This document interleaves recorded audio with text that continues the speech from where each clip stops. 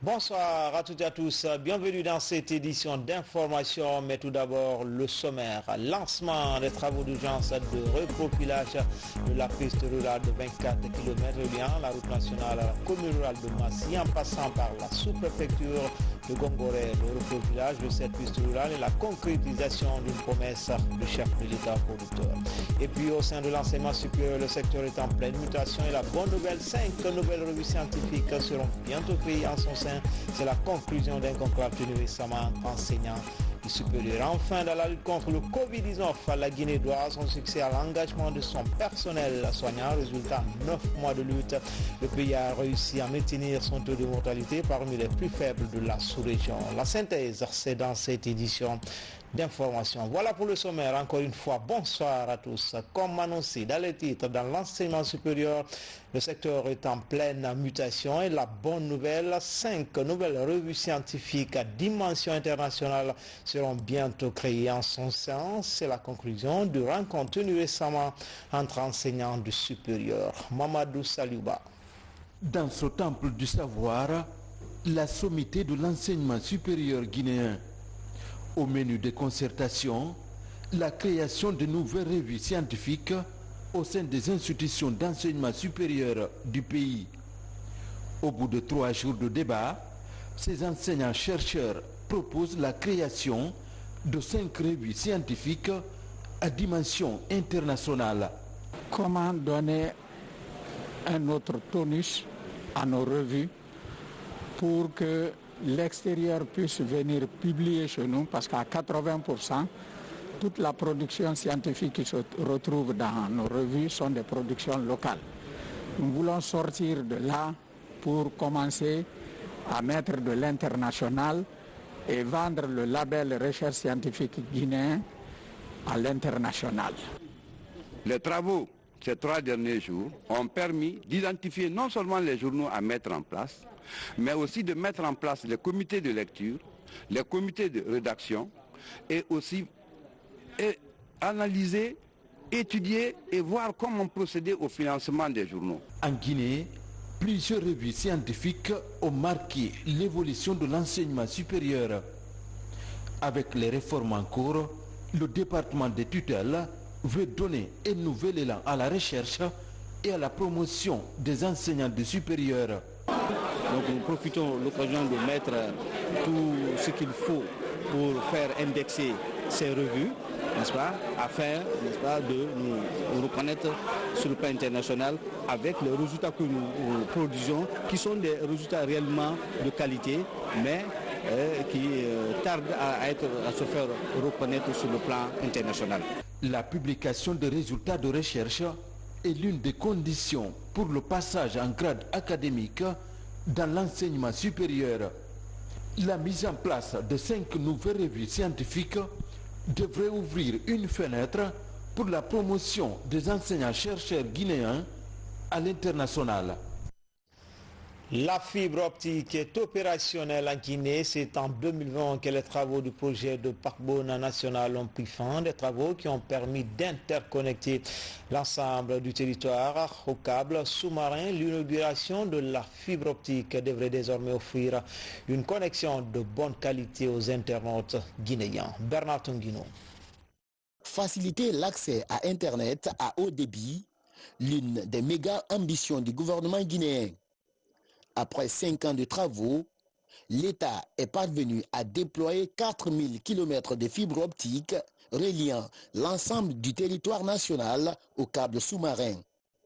Le projet a été exécuté par la société Huawei Technologies pour un coût de 23 millions de dollars.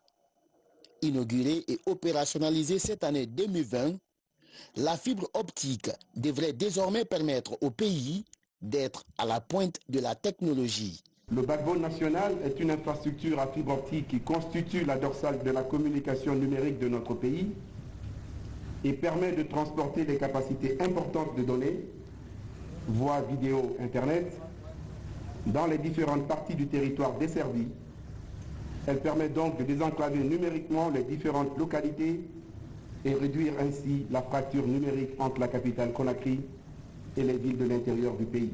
L'aboutissement de ces vastes chantiers devrait améliorer l'accès à Internet sur l'ensemble du territoire national. Après son opérationnalisation, la connexion sera commercialisée aux fournisseurs d'accès à Internet, des fournisseurs qui, à leur tour, vont servir les consommateurs en connexion Internet à haut débit.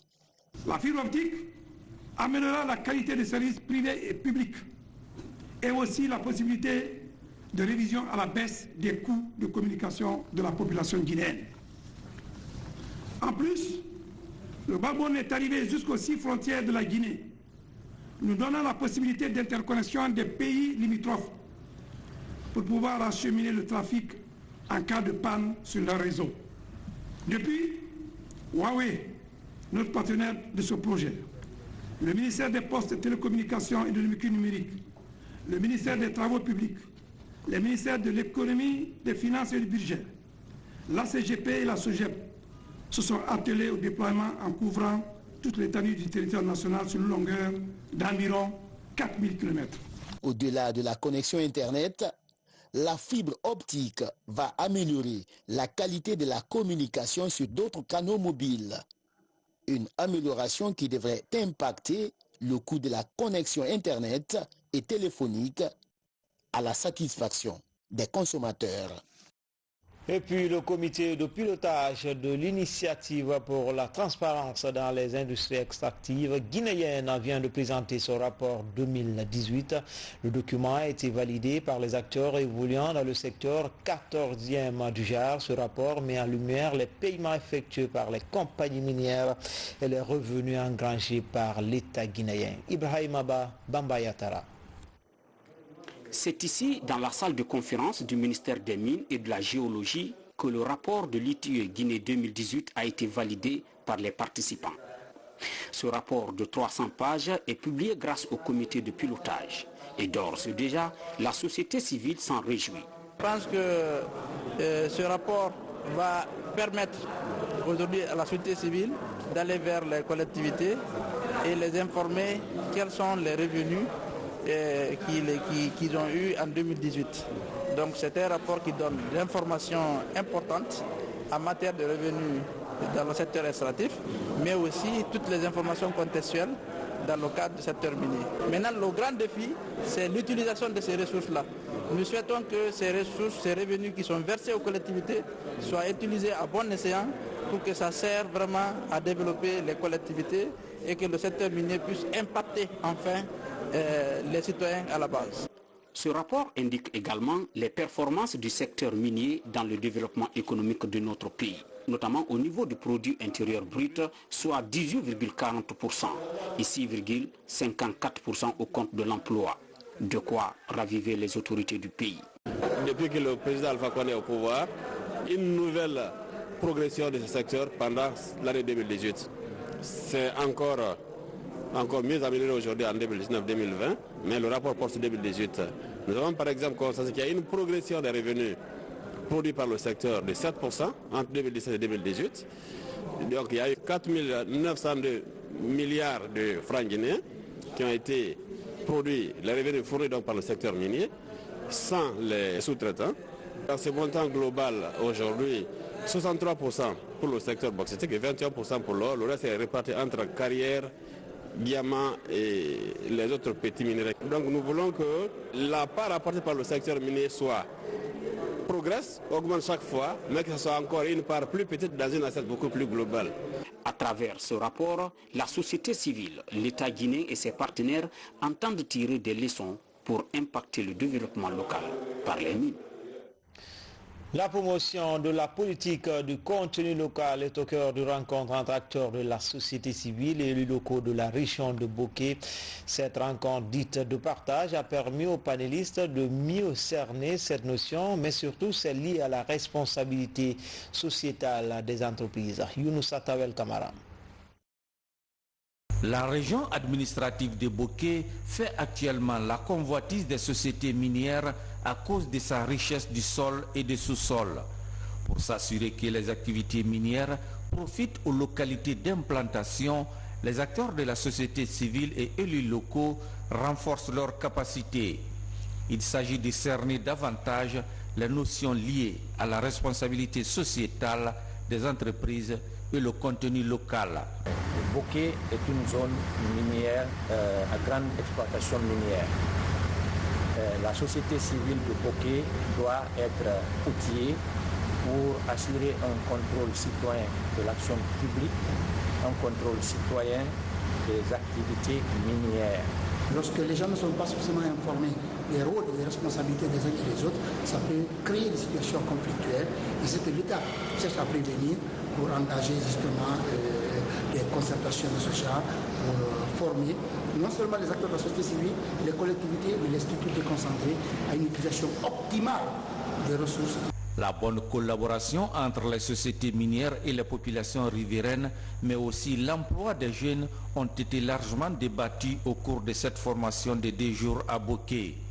Au terme de la formation, les acteurs des sociétés civiles de la région s'engagent à jouer leur partition pour le respect du contenu local en faveur des populations. C'est le thème tellement important que chacun a besoin, en tant que société civile, de maîtriser les dossiers dans leur fond, d'avoir des outils pour pouvoir préparer des plaidoyers et des lobbying en direction des autorités. En tant qu'activiste, je m'engage à fond à faire comprendre la communauté de Bokeh, surtout leur rôle qu'ils doivent jouer au niveau des sociétés minières qui évoluent à Bokeh. La politique de la promotion du contenu local dans le secteur minier est une initiative du gouvernement guinéen. L'action permet aux populations de profiter des retombées minières en vue de contribuer au développement socio-économique de leur collectivité. Espace santé dans la lutte contre le Covid-19, la Guinée doit son succès à l'engagement de son personnel soignant. Ces hommes en blouse ont été sur tous les fronts de riposte. Résultat, en 9 mois de lutte, le pays a réussi à maintenir son taux de mortalité parmi les plus faibles de la sous-région ouest-africaine. Le nombre élevé de personnes guéries de la maladie est l'aspect positif de la riposte. La synthèse de 9 mois de lutte des médecins guinéens avec Mamadi Terma Kamisoko. L'hôpital national d'Onka, théâtre de la première bataille contre le coronavirus au mois de mars dernier. Aux premières heures de la déclaration du premier cas, le centre dépourvu de moyens et débordé de patients a su compter sur l'engagement des médecins, infirmiers et autres hygiénistes. Des professionnels de santé déterminés à sauver des vies en dépit du contexte difficile. Pendant que très peu d'informations sont glanées ça et là sur la maladie, les hommes en blouse de Guinée, comme pendant Ebola, ont su se montrer à la hauteur des attentes d'un peuple inquiet face à la recrudescence de la pandémie mondiale. Dans cette épreuve, plus d'une centaine d'agents de santé ont été infectés, dont le patron de la riposte nationale, le docteur Sakouba Keïta. Malgré la peur et les risques de plus en plus élevés, la volonté des professionnels de santé à honorer leur serment n'a jamais failli. En première ligne, dans la riposte en cours contre le coronavirus, plus de 3000 agents ont été engagés dans la prévention et la prise en charge sur les 22 centres de traitement sous la coordination de l'Agence nationale de sécurité sanitaire. Après 9 mois de lutte acharnée, l'exploit des médecins guinéens est aujourd'hui cité en exemple. Avec un taux de décès de 0,6%, l'un des plus bas au monde, la Guinée est classée parmi les bons élèves dans la lutte contre le Covid-19. Plus de 12 000 malades ont été sauvés sur 13 000 cas confirmés dans le pays pour 79 décès. Certes, la bataille est loin d'être gagnée, mais l'héroïsme démontré jusque-là par les hommes en blouse rassure les populations et les partenaires de la riposte. L'introduction du vaccin en Guinée serait un élément capital qui viendrait consolider les acquis obtenus par les médecins guinéens, nos héros, dans cette guerre sanitaire mondiale. Dans l'actualité également, le gouvernement poursuit ses travaux de construction des routes dans les villes et en rase campagne. À Conakry, dans la commune de Matuto, plusieurs chantiers sont ouverts pour construire des routes secondaires, voire même tertiaires. C'est le cas de la route qui relie le marché Anta au quartier Antafassa. Ansoumane Toumani Kamara. Sur ces images prises par un riverain, l'ampleur de l'impraticabilité de cette rue en saison de pluie entre Anta Marché et Anta Fassa, près des mangroves à Matoto. On a trop souffert ici, beaucoup souffert. Ça fait 2 ans. Quand le moment arrive, on quitte les maisons même. On quitte les maisons. On quitte les maisons, mais après, quand ça cesse, on revient. Vous savez que ça fait peur. Depuis près de 3 mois, l'État a répondu favorablement aux demandes des populations. Les travaux consistent à construire cette rue avec des aménagements importants pour évacuer les eaux de ruissellement en provenance de nombreux quartiers en amont dans la commune de Matoto. La chaussée sera bitumée en termes semi-rigides. Ici, nous avons affaire à 3 couches qui est là. La couche de fondation, la couche de base et la couche de roulement. Toutes les eaux qui sortent de la colline vers T6 se déversent vers Anta Fassa Wassa.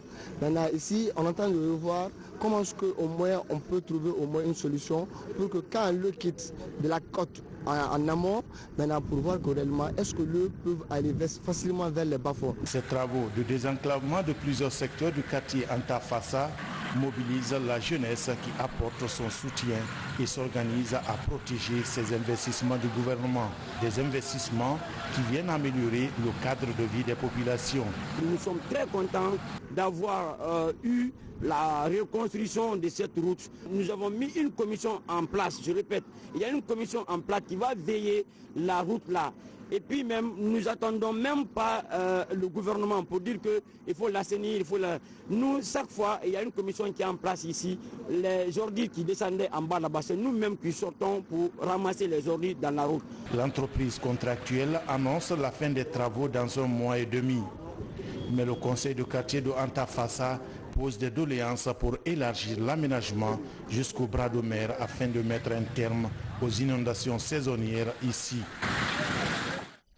À Pita, lancement des travaux d'urgence de reprofilage de la piste rurale de 24 km reliant la route nationale à la commune rurale de Massi en passant par la sous-préfecture de Gongoré. Le reprofilage de cette piste rurale est la concrétisation des promesses du chef de l'État aux producteurs de la localité. C'est le ministre d'État, ministre conseiller à la présidence Bausman qui a lancé les travaux. Sarafdine Diallo, Mamadou Alpha Baldé.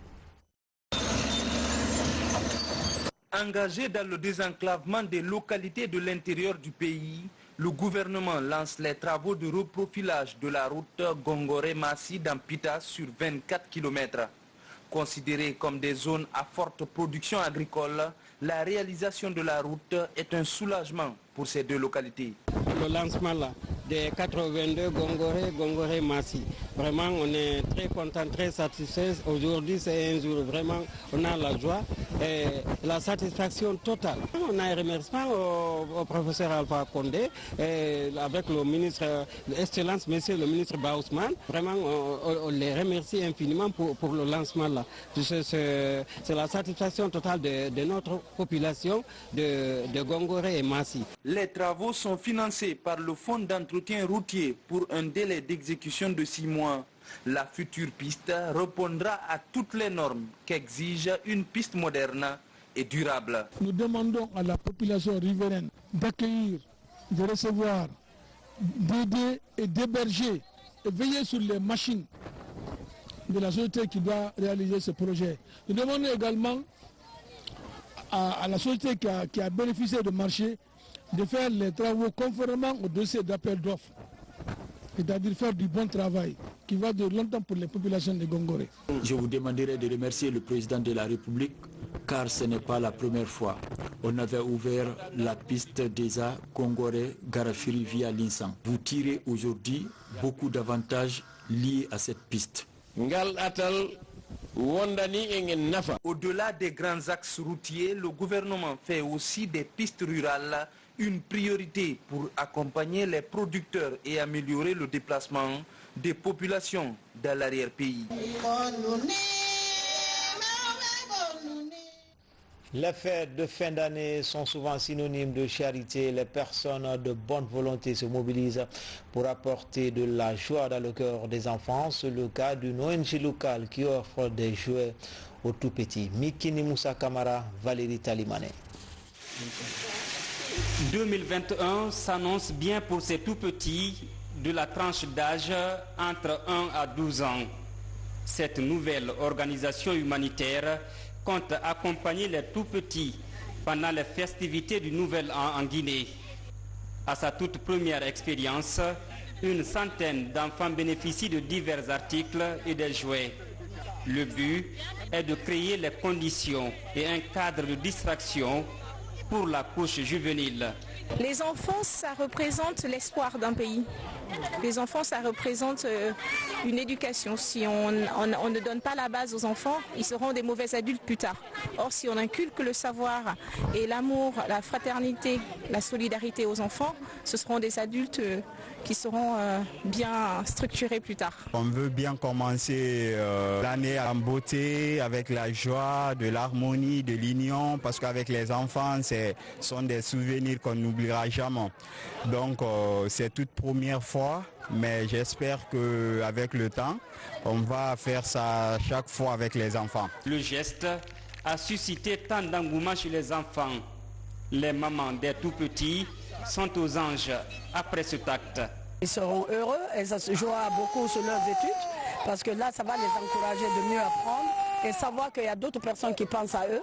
Des dons plus consistants sont annoncés l'année prochaine pour toucher plus d'enfants à Conakry et à l'intérieur du pays. Cette activité intervient dans un contexte de commémoration des festivités du Nouvel An pour égayer la couche juvénile.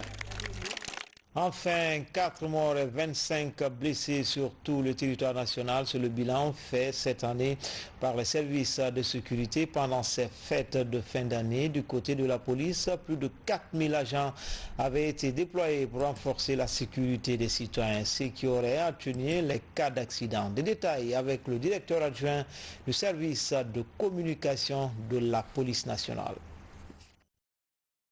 Dans le cadre de la sécurisation des festivités de fin d'année, notamment les 24, 25, 31 décembre, 1er janvier 2021. La Direction générale de la police nationale, sur instruction du ministre de la Sécurité et de la Protection civile, a pris d'importantes dispositions visant à minimiser les risques d'accidents, renforcer la protection des personnes et des biens, sécuriser les lieux de culte et les loisirs, et mettre hors d'état de nuire tout malfaiteur et tout fauteur de troubles. À cet effet, un ordre d'opération a été élaboré par la Direction générale de la police nationale fixant les missions, les conditions d'exécution de dites missions, la coordination des opérations de sécurisation, des consignes à l'attention des fonctionnaires impliqués dans les opérations. Sur la base de ces instructions, un plan opérationnel régional a été élaboré pour la zone spéciale de Conakry, prenant en compte les 5 communes du Breka et Koya. Au terme des 4 journées d'activité de sécurisation, les événements suivants ont été enregistrés ainsi qu'il suit. Pour le 24 décembre 2020, à Conakry, 2 cas d'accident de circulation ont été enregistrés, notamment à Koja, sur le passage à niveau des rails où un piéton a été mortellement fauché par un motard avec délit de fuite. À Nongo Kontea, où 2 véhicules sont entrés en collision, faisant 2 blessés. Intérieur du pays, 2 cas d'accident de circulation impliquant des motos ont été enregistrés dans la commune urbaine de Dabola, faisant 2 blessés. À noter qu'à Koya, Justin Loa, journaliste, directeur de l'imprimerie de la mission catholique, a été abattu au cours d'une attaque à main armée à son domicile. Pour le vendredi 25 décembre 2020, 2 cas d'accident de la circulation ont été enregistrés à Koya et à l'intérieur du pays. À Conakry, un individu a été mortellement fauché par un chauffeur sur l'autoroute en face de la Sigmadina et à Télémélé où 2 motos sont rentrées en collision faisant 2 blessés. Pour le 31 décembre 2020, Conakry, 15 cas d'accident de la circulation ont été enregistrés, dont 2 graves, notamment au centre émetteur et à Sonfonia, faisant 2 morts et 14 blessés. À l'intérieur du pays, un cas d'accident mortel a été enregistré dans la commune urbaine de Labé, faisant 1 blessé. Pour le 1er janvier 2021, 4 cas d'accident de circulation ont été enregistrés avec blessés graves, dont 3 à Conakry et 1 à Mamou, faisant au total 9 blessés. Bilan provisoire, 4 morts, 25 blessés. Il est à noter que malgré ces multiples sommations, 55 motos ont été arraisonnées, immobilisées et confisquées jusqu'à nouvel ordre pour surcharge.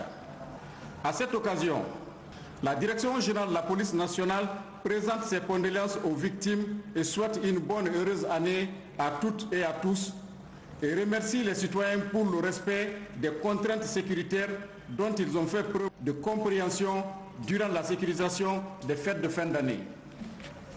Elle félicite au nom du ministre de la Sécurité et de la Protection civile le personnel de la police engagé dans cette opération tant à Conakry qu'à l'intérieur du pays pour le courage et le professionnalisme dont ils se sont toujours illustrés. Conakry, le 2 janvier 2021, la Direction générale de la police nationale. C'était tout pour les infos. Cadrage, il y avait le duo Alassane Tondan Camara, Lansana Camara. Tout le plaisir a été pour moi de vous servir en ce 2 janvier 2021. Excellente année à toutes et à tous. Que cette nouvelle année nous apporte beaucoup de bonheur. À bientôt, Inch'Allah.